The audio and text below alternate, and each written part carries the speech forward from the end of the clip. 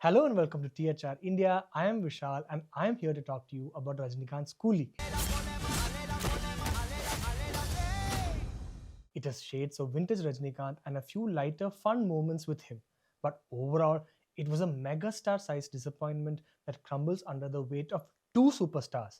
Of course, Rajinikanth and Lokesh Kanagaraj. It felt like Lokesh was trying to imitate Lokesh in a film that felt like an unnecessarily convoluted rewrite of Baasha. Now that's my short review of the film.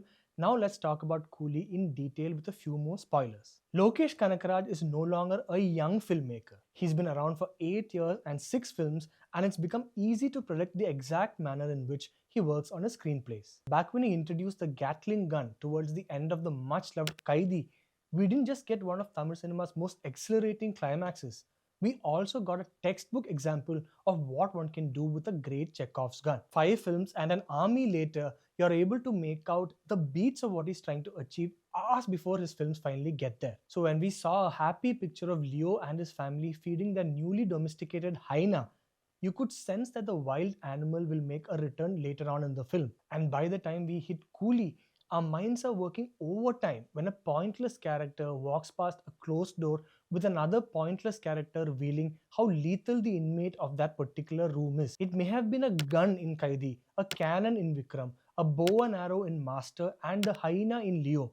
With Coolie, Lokesh has realized that he's making a film so big that he can now afford to cast a full-time superstar from another industry as his Chekhov's gun. The same can be said about another Lokeshism. Up until Leo, there was still excitement around the idea of the director bringing back an old 90s song for a grand action sequence and the way it instantly reintroduced a cheeky number to Gen Alpha. But by the time we get to that point in Coolie, it's no longer fun or cool. It feels more like the awkward attempt of a director trying to mimic himself after he has bought into his own legend. Now that's a strange feeling to experience when you're witnessing a film starring a megastar as massive as Rajinikanth. In the films Lokesh made with Vijay, you could always sense a compromise of a film that was neither fully Lokesh's nor Vijay's. But with Coolie, the result is quite the opposite. Not only does it try very hard to be another Rajinikanth film, it's also trying desperately to be another Lokesh film as well. So when Lokesh isn't imitating himself,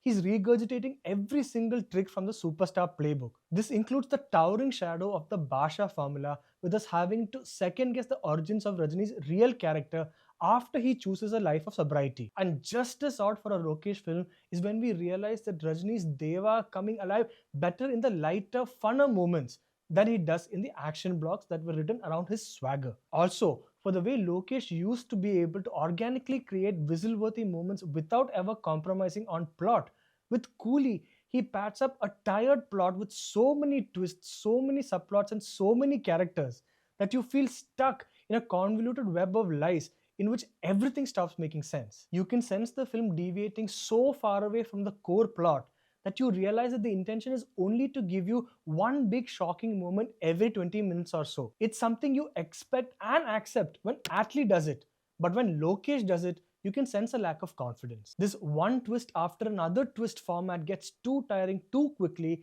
and you're reminded of the structure of a 90s Abbas-Mustan movie. There is no real way to make narrative sense of the film after that, and we're just trying to scratch our heads through one more complicated conflict after another. So we can't call it anything but convenient writing when Deva, the orphan, is being forced into a family sentiment. Just as difficult to buy into is the sheer scale and depth of Deva's friendship with an old buddy when we see so little about what brought them closer. And why exactly is Shruti Haasan's Preeti so angry with Deva when we are never really told why? But from this point on, you're able to sense how strongly Lokesh wanted to repurpose the structure of his own film Vikram. Like Kamal Hassan's gang of retired Black Ops squad members, we realize how Rajni too belongs to a violent gang of subdued coolies with a past of their own. The beats appear to be far too similar to that of Vikram when it's not trying to be a film like Baasha.